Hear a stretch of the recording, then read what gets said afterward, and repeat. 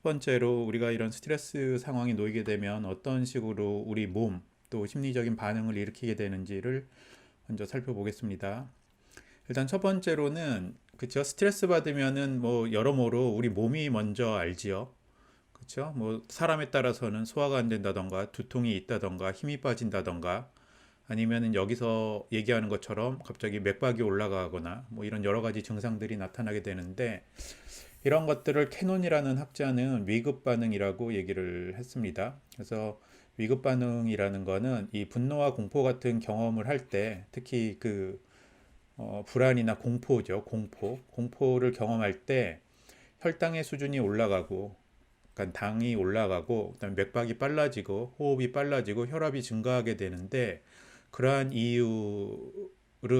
이러한 반응을 투쟁 회피 반응이라고 얘기를 했고, 이렇게 혈당이 올라가고 맥박이 빨라지고 호흡이 많아지고 급해지고 혈압이 증가되는 원인은 이런 공포로부터 말 그대로 싸우던가 아니면 도망가기 위해서, 즉각적으로 그 상황에서 벗어나기 위해서 근육에 힘을 모으기 위한 반응이다라고 이제 설명이 되는 거죠.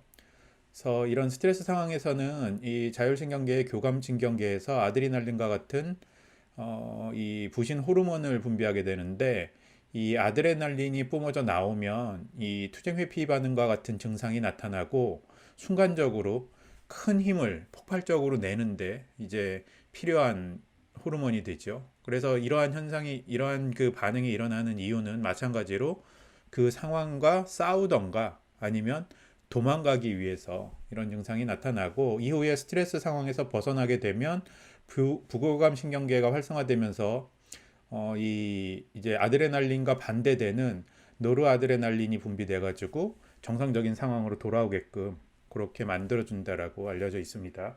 우리 뭐 아드레날린 같은 경우는 잘 알고 있죠. 이렇게 힘이 없거나 갑자기 근육을 써야 되거나 이럴 때 뭐 불법 스포츠 같은 데서는 불법 약물이 되는데, 이제 그런 데 사용하게 되는 거고, 그다음에 문제는 뭐냐면 반복해서 이런 상황이 계속해서 노출되게 되면, 우리도 뭐 그 고무줄도 자꾸 잡아들렸다가 당겼다가 줄였다가 당겼다가 줄였다가 하면은 나중에 탄성을 잃어버리던가 아니면 끊어지던가 그렇게 되듯이, 우리 몸도 스트레스 상황에 계속 반복적으로 이렇게 노출돼서 투쟁 회피 상황 갔다가 정상됐다가 투쟁 회피 상황 갔다가 정상됐다가, 이게 이제 너무 반복적으로 일어나게 되면 느슨해진 고무줄처럼 신체 회복 기간도 느려지게 되고, 잘못하면 건강도 잃게 된다라는 그런 얘기가 되겠습니다. 그리고 셀리에 같은 경우는 이제 스트레스 종류와 상관없이, 그러니까 어떤 종류의 스트레스를 받는다 하더라도 나타나는 반응은 비슷하다. 일반적으로 다 비슷하게 나타난다. A란 스트레스 받으면 A란 증상 나오고, B란 스트레스 받으면 B란 증상 나오는 게 아니라, A 스트레스, B 스트레스, C 스트레스 받더라도 일반적인 형태의 반응을 보인다라고 얘기를 했는데, 그게 이제 일반 적응 증후군이라고 하는 거죠. 그러고 이제 스트레스 상황에 놓이게 되면 이 스트레스에 대응하기 위해서 이제 일정의 어떤 반응과 균형을 이루게 되는데, 그게 이제 경보 단계, 저항 단계, 탈질 단계, 이렇게 세 단계로 진행되게 되고, 셀리에가 얘기한 일반적인 증후군은 이 세 단계로 구성이 돼 있습니다. 그래서 각각의 단계에 대해서 좀 살펴보면, 첫 번째 단계는 경보 단계인데, 앞서서 살펴본 투쟁 회피 모습과 비슷한 이제 일이 일어난다는 거죠. 처음에 유기체가, 동물이든 사람이든 유기체가 어떤 위협이나 스트레스 상황을 인식했을 때 혈압과 체온이 순간적으로 떨어지고 근육 긴장 상태를 상실하지만 곧 신체를 활성화시키더라. 그리고 신체 내 생리적인 각성이 일어나고, 아까 뭐 아드레날린 같은 호르몬이 막 뿌려지면서, 그러면서 뭐 맥박은 빨라지고 호흡도 급해지고 뭐 이런 일이 벌어진다는 거죠. 이런 상황을 좀 생각해 보면 되겠죠. 특히 여학생들 같은 경우 밤거리 혼자 걸어가고 있는데, 뭐 골목이나 길거리에 혼자 걸어가는데 누군가가 따라오는 것 같은 느낌이 들면 긴장되고 호흡이 가빠지고 가슴이 막 두근두근해지고 이런 증상인 거죠. 그러고 개인 특성과 상관없이 반응을 나타내게 되는데 이게 이제 일반적인 증후군이기 때문에 사람이라면 다 누구나 비슷한 증상이 나타난다라는 건데 열이 나기도 하고 두통, 근육통, 뭐 식욕 상실.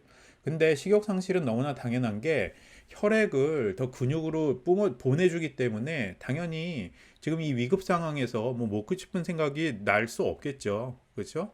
그리고 피로감, 짜증, 불안 등등 이런 증상들이 나타나게 되고 이거를 1단계 경보 단계라고 얘기를 했습니다. 그래서 이 경보 단계가 지나게 되면 두 번째로 나타나는 단계가 저항 단계인데 어, 이제 이 스트레스 상황이 계속 유지되면 계속해가지고 뭔가 우리 몸이 스트레스에 대응하기 위해서 더 많은 에너지를 써야 된다는 건데 그렇게 하기 위해서 호르몬의 분비가 더 많아지고 더 왕성해지고 그 다음에 어느 정도 이 각성돼 있는 상태로 스트레스에 대처하기 위해서 각성돼 있는 상태가 유지되면서 그 상태를 유지하기 위해서 계속해서 에너지가 공급되게 된다는 거죠. 문제는 각성 수준이 높아지고 에너지를 많이 쓰다 보니까 그 다음에 이제 에너지를 많이 썼으니까 쉽게 피로해지기도 하고 그리고 지속적으로 각성 상태, 긴장 상태에 있다 보니까 위궤양이나 고혈압 같은 이런 신체 질병을 유발하게 된다는 거죠. 이런 상태가 계속해서 지속되게 되면. 근데 여기에서 스트레스가 적절하게 이제 해소되거나 상황에서 벗어나지 못하게 되면 결국 우리가 가지고 있는 에너지는 제한이 돼 있기 때문에 한정적이기 때문에 쭉 힘이 빠지게 되는 거죠. 결국 에너지 고갈로 그 스트레스에 대항하거나 도망가거나 이럴 수 있는 상황이 안 되고 힘이 쭉 빠져가지고 그 능력을 잃게 되고 그러면서 탈질 상태가 만약에 됐다고 한다면 결국 앞서서 얘기했던 여러 가지 신체 증상이 나타나지만 이거는 단지 그냥 그러니까 간단한 증상, 일시적으로 나타나는 게 아니라 이미 망가졌다라는 증상으로 이제 탈진 단계에서 보이는 것들은 이제 이미 뭐 질병에 걸렸다던가 능력을 완전히 잃었다던가 신체 능력을 잃었다던가 이런 형태로 나타나게 된다는 거죠. 그래서 탈진 상태가 되면 당연히 에너지를 급속도로 썼기 때문에 피로감, 그다음에 불안, 우울증, 그다음에 운동 기능의 손상, 너무 힘이 없어가지고 뭐 도망갈 수도 없고 걸어갈 수도 없고 이렇게 되고 정상적인 인지 기능도 발휘할 수 없게 되고 심한 경우에는 죽음에 이르기까지 되더라. 그래서 이제 셀리에 박사가 여러 가지 스트레스 종류나 상황에 따라서 일반적으로 이런 단계를 거쳐가지고 우리 몸이 스트레스에 대응을 한다라고 일반 적응 증후군이라는 거를 설명했다라는 거고요. 이제 신체 반응은 이제 지금 우리가 살펴본 이런 뭐 그 투쟁 회피 반응 그리고 일반 적응 증후군 같은 반응을 일으키게 되는데 그렇죠? 우리 스트레스 받으면 소화도 잘 안 되고 머리도 아프고 피곤하고 이게 다 이제 우리가 앞서서 본 그런 이론들로 설명이 되는 거고 두 번째는 심리적 반응이 있는데 스트레스를 경험하게 되면 보통은 우울, 무기력, 좌절, 분노 대부분은 이런 부정의 정서를 느끼게 되고 당연하게도 이런 부정의 정서가 이제 어느 정도 그 시간이 지난 이후에 정상으로 돌아오지 않으면 당연히 심리적 불균형이 생리적 불균형, 신체의 불균형을 일으키게 되고 결국 이게 여러 가지 질병에 그러니까 면역계에 영향을 미쳐서 면역 기능이 떨어지고 질병의 취약성을 초래하게 된다라고 이제 그 심리적 반응을 설명하고 있어요. 그래서 대표적인 그 정서적 반응으로는 스트레스를 받았을 때 내지는 스트레스 상황 이후에 불안, 공포, 분노, 우울이 있는데 불안 같은 경우는 어떤 걱정, 불편감, 긴장 상태를 얘기하는 거죠. 그렇죠? 그리고 불안이 너무 심하면 잠도 잘 못 자게 돼요. 그렇죠? 잠도 잘 못 자게 되고. 그리고 공포라는 거는 불안보다는 조금 더 강렬하고 즉흥적인 정서인데 아주 위험하고 위협적인 자극이 있을 때 내지는 그게 예상될 때 느껴지는 거고 문제는 이제 이 지나친 과도한 불안과 공포가 결국은 신체적인 질병으로도 이어지는 그런 정서적인 반응이 된다는 거고 두 번째 지금 설명하고 있는 정서는 분노인데 뭐 화라는 건 우리가 많이 느끼는 거고 화에도 나름의 이유가 있기 때문에 그렇죠? 적절하게 그 정서를 조절하고 정서의 이유를 알아차리는 게 중요한데 분노 같은 경우는 대표적으로 우리의 욕구가 좌절됐을 때 목표를 획득하는데 방해를 받거나 좌절됐을 때 화나 분노라는 정서가 일어나고, 또 누군가로부터 모욕을 당하거나 자존심이 손상당한다고 지각될 때 느껴지는 거. 결국 내가 침범당할 때, 나라는 영역이 뭔가 침범당할 때, 그쵸? 이게 심리적인 것도 포함되고 물리적인 것도 포함돼요. 내 물건에 대해서 누가 함부로 하거나 함부로 얘기하거나 이럴 때도 이제 이런 정서를 느끼게 된다는 거죠. 그래서 이런 식으로 분노를, 이제 이런 상황에서 분노를 느끼게 되는데, 사람들마다 이 분노를 표현하는 방법은 다 다르죠. 중요한 거는 화를 내는 게 문제가 아니고, 화가 느껴졌을 때 이를 어떻게 적절하게 표현하냐, 이 정서를 어떻게 표현할 건가, 이게 이제 중요한 건데, 우리가 굉장히 잘못 알고 있는 것 중에 하나가, 화를 낸다 그러면 막 소리를 지르고 속된 말로 난리를 치는 게 화를 낸다라고 생각하는데, 절대 그렇지 않다라는 거죠. 그거는 화를 표현한다기보다는 자신의 그 정서를 이용해서 상대방을 조정하고자 하는 의도가 있을 때 정서를 그런 식으로 사용하는 거예요. 그렇죠? 화나는 거를 그냥 너희들 숙제 안 해가지고 선생님 화났어, 이렇게 해도 화를 표현하는 거거든요. 그래서 정서나 분노를 내가 어떻게 표현하고 있는지를 살피는 게 중요할 것 같고요. 그 다음에 그럼 이 분노라는 정서가 꼭 부정적이고 안 좋은 거냐? 그렇지 않다는 거죠.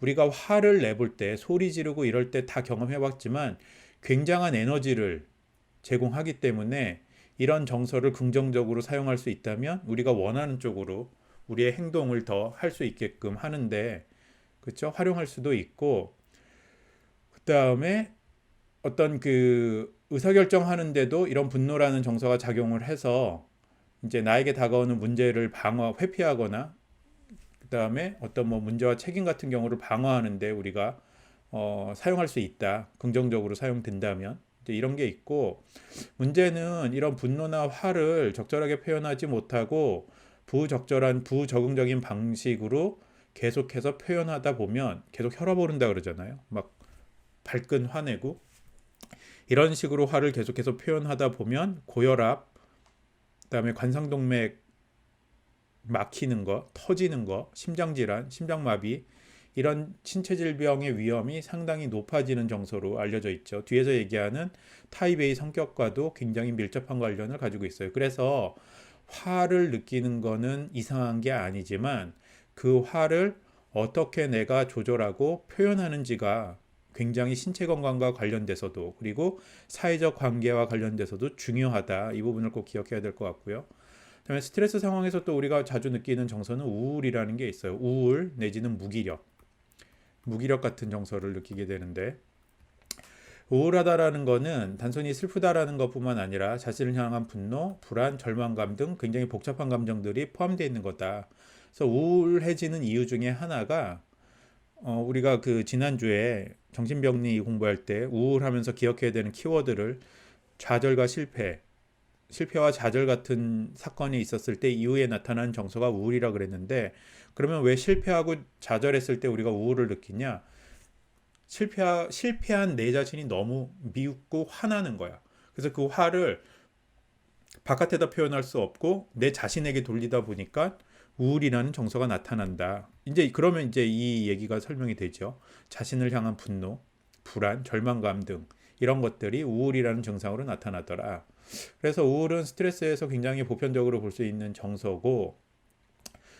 정서인데, 이 스트레스 상황에서 우울을 자주 경험하는 사람들의 특징을 보니까 낮은 자존감, 그 다음에 사회적 지지의 결핍, 내가 어떤 힘든 상황이 있을 때 나한테 위로의 말을 해주고 또 위안을 주고, 이런 친구들이 없는 사람에게서 이 우울이란 정서가 많이 나타나고, 절망감, 그 다음에 자기 통제감 같은 게 없어질 때, 자기 통제감이 낮은 경우에 이런 우울을 많이 느끼더라. 그리고 이 우울은 암 발생률과도 밀접한 관련이 있는데, 평소에 스트레스를 자주 겪고 자주 지각하고 이후에 우울을 굉장히 많이 느끼는 사람들은 아무래도 암 발생률이 높다라는 그런 연구 결과가 있다라는 거죠.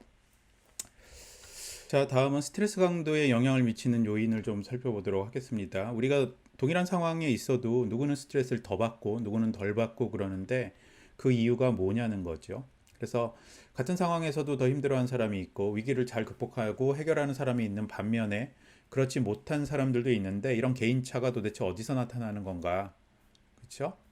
그래서 대표적인 거로는 예측 가능성, 그다음에 통제 가능성, 자신감, 사회적 지지, 성격 특성 등으로 우리가 이제 좀 살펴볼 수 있는데 예측 가능성이라는 거는 말 그대로 뭐 최근에 우리 뭐 경제나 주식 시장과 관련돼서 불확실성이 해소됐다, 불확실성이 증가됐다, 뭐 이런 얘기를 하는데 마찬가지죠. 우리 삶에 있어서 예측 가능성이 높으면 스트레스를 덜 받고, 그렇죠? 여러분들이 1학기 때 이제 그런 의견들을 얘기해 줬는데 왜 미리 시험 범위를 얘기해 주지 않았냐? 미리 얘기해 줬으면 더 좋았을 것 같다라는 것도 예측 가능성이 줄어드니까 스트레스를 받고, 그렇죠? 예측 가능성이 증가되면 덜 받고, 이제 그런 거에 대표적인 예가 되는 거죠. 요는 예측 가능성이 높아지면 무슨 일이 일어날지를 알게 되면 미리 내가 조금 더 준비할 수 있으니까 그 어떤 그 상황에 대해서 내가 뭔가를 더 준비하고 어떤 대처 방법을 강구할 수 있기 때문에 스트레스를 덜 받게 된다라는 거고, 당연히 우리 사람은 예측 가능성이 높을 때를 좋아할 수밖에 없어요. 그렇죠? 그래서 미리 알려달라 그러고 뭐 이런 거고, 두 번째는 통제 가능성이에요. 그러니까 이 통제 가능성이라는 거는 어떤 일이 일어난다고 느꼈을 때 내지는 어떤 일이 이루어졌을 때 그 상황을 내가 통제할 수 있다라고 생각할 때는 스트레스를 덜 받고, 그렇죠? 내가 뭐 당장 다음 주에 시험을 봐도 내가 그 시간 관리를 이런 식으로 해서 시험 준비를 충분히 할 수 있어 라고 생각이 되면 덜 스트레스를 받는 거고, 아 일주일밖에 없는데 이걸 내가 어떻게 해, 이건 내가 할 수 없는 거야, 통제할 수 없는 거야 라고 생각을 하면 스트레스를 훨씬 더 받게 된다라는 거죠. 그래서 이 통제 가능성 같은 경우는 이거는 외부에서 주어지는 게 아니라 어떤 내부의 어떤 그 심리적인 요인, 자기 개념과도 밀접한 관련이 있어요. 누구는 그 상황을 통제할 수 있다고 느끼고 누구는 통제할 수 없다고 느끼는 거는 결국 자기 개념에 따라서, 자기 개념이 긍정적인 사람들은 통제를 보다 좀 쉽게 상황을 보다 쉽게 통제할 수 있다라고 지각할 가능성이 높고, 자기 개념이 부정적인 사람은 그렇지 않을 가능성이 높죠. 그래서 이와 관련된 개념이 학습된 무기력이라는 개념이 있는데,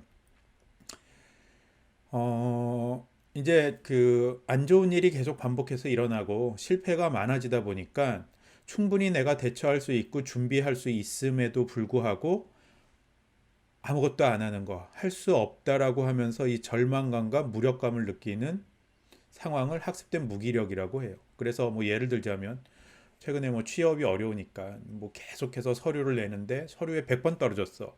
그럼 나중에는 서류를 낼 수 있는 상황인데도 어차피 또 떨어질 거니까 무기력에 빠져서 서류를 안 내게 돼 버리는 거. 이런 게 이제 학습된 무기력이라고 하고, 얼마든지 상황을 바꿀 수 있음에도 불구하고 어차피 해도 안 돼라고 생각하는 무기력에 빠지게 되면 훨씬 더 스트레스를 많이 받게 된다라는 거죠. 그래서 이 스트레스 강도에 영향을 미치는, 지금 두 번째로 통제 가능성에 대해서 얘기를 했고, 세 번째는 자기 개념이에요. 뭐 자기 개념이 중요하다는 얘기는 1학기 때부터 굉장히 많이 강조하고 있는데, 내가 나를 어떻게 생각하냐에 따라서 통제 가능성에 뭔가 영향을 주겠죠. 그렇죠? 자존감이 높고 자기 효능감이 높고 내가 얼마든지 잘할 수 있어, 내가 노력만 하면 이 힘든 상황을 그래도 잘 넘어갈 수 있을 거야, 이런 식으로 상황을 보게 되면 당연히 통제 가능성에 대한 인식도 긍정적이니까 스트레스를 덜 받을 텐데, 덜 받고 스트레스에 대해서도 더 능동적으로 적극적으로 대처하게 되는데, 자기 개념이 부정적이게 되면 내가 할 수 있는 게 아무것도 없고, 그렇죠? 해도 안 돼. 이렇게 되면은 대처도 안 하게 되고 그냥 온전히 스트레스에 노출되게 돼서 오히려 더 부정적인 결과를 야기하게 된다는 거죠. 그리고 네 번째로는 사회적 지지가 있어요. 사회적 지지라는 거는 사회적 관계망 구성으로부터 제공되는 다양한 형태의 도움과 원조인데, 주변 사람들이, 주변에 사회적 지지층이 있어서 내가 힘든 일 당할 때 도와줄게라고 하는 사람들, 그리고 격려와 지지를 해주는 사람들이 많으면 당연히, 그렇죠? 스트레스 상황에서도 잘 견디고 스트레스를 대처해 나갈 수 있겠죠. 그런 게 있고, 보면은 사회적 지지는 개인의 스트레스를 예방하거나 스트레스 강도를 완화시켜주며 건강을 증진시키는 영향을 한다고 알려져 있다. 그래서 무조건 많이 친구가 있는 게 중요한 게 아니라 정말 힘들고 어려울 때 나를 도와줄 수 있는 친구 한 명, 두 명만 있어도 충분히 스트레스를 내가 잘 관리하면서 생활에 나갈 수 있다라는 거죠. 그래서 이런 사회적 지지층을 만드는 것도 굉장히 중요한 일 중에 하나입니다. 학교를 다니는 동안. 그리고 사회적 지지는 자기 개념의 긍정성을 높이는 데도 중요한 역할을 하더라. 그래서 자기 개념 할 때도 그런 얘기를 했지만 내 주변에서 나에 대해서 어떻게 얘기를 해주는가, 부정적으로 평가하는 얘기를 많이 해주는 사람들이 있는가, 아니면 긍정적이고 지지적인 얘기를 많이 해주는 사람들이 있는가에 따라서 친구도 선택할 필요가 있다라고 했죠. 그렇죠? 그래서 그 사회적 지지가 네 번째 요인이 되고, 다섯 번째 요인은 이제 성격적 특성이 있는데 A타입 성격이라 그래서 우리가 성격할 때도 잠깐 언급을 했어요. 특히 그 면역력과 관련되는 신체 건강과 관련되는 성격 유형으로 얘기를 했는데, 이 A타입, A유형 성격의 특징은 경쟁심이 굉장히 높고, 그렇죠? 그다음에 목표 달성을 위해서 모든 거를 막 다 투자하고 전력 투구하고, 성격이 급하고 쉽게 흥분하고 쉽게 화내고, 그다음에 시간에 대해서 압박감이 높고 주관적이에요. 주관적이란 얘기는 다른 사람들은 야, 그 정도면 시간이 충분하잖아. 대다수는 그렇게 얘기하지만 주관적으로 압박감이 있는 사람들은 자기 혼자만 시간이 적다라고 막 쫓기는 느낌을 받는다라는 거죠.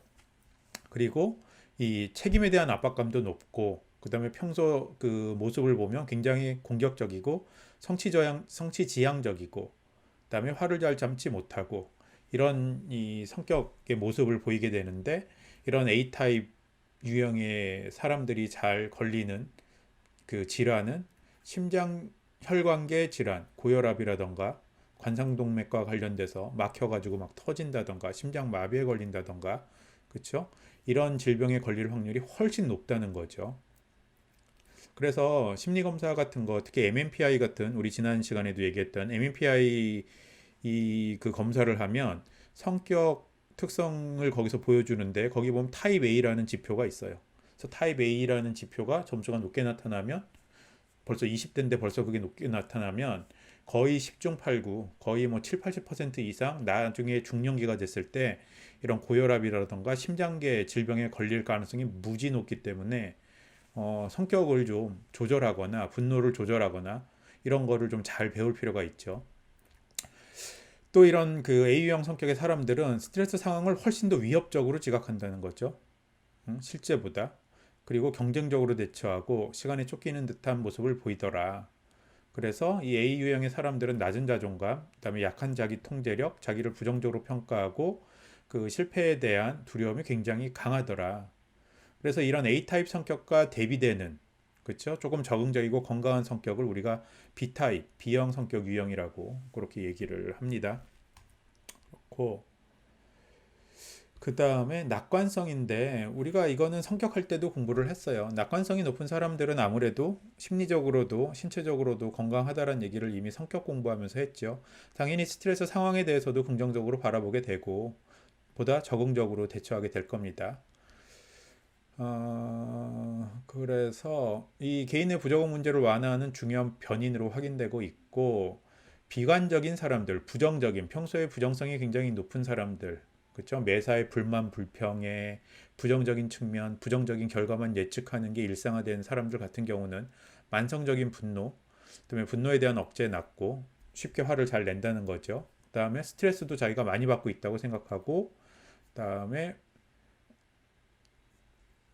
어, 그 우울도 많이 겪고 불안도 높다라는 거죠. 비관적인 학생이. 반면에 낙관적인 사람들은 반대로 분노도 낮고 억제도 낮고 지각된 스트레스도 낮고 우울도 적고 불안 수준도 낮다. 이제 이런 연구 결과가 있다라는 거고, 당연히 낙관적인 사람들은 어떤 힘든 상황, 스트레스를 맞이했을 때 능동적으로 적극적으로 그 문제를 해결하라고 노력을 하고, 또 그 문제, 스트레스 상황에 긍정적인 면을 보려고 노력을 많이 한다는 거죠.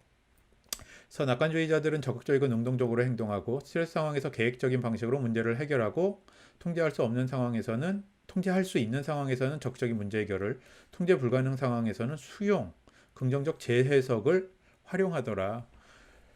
낙관주의라고 해서 모든 상황을 다 통제할 수는 없는 거죠.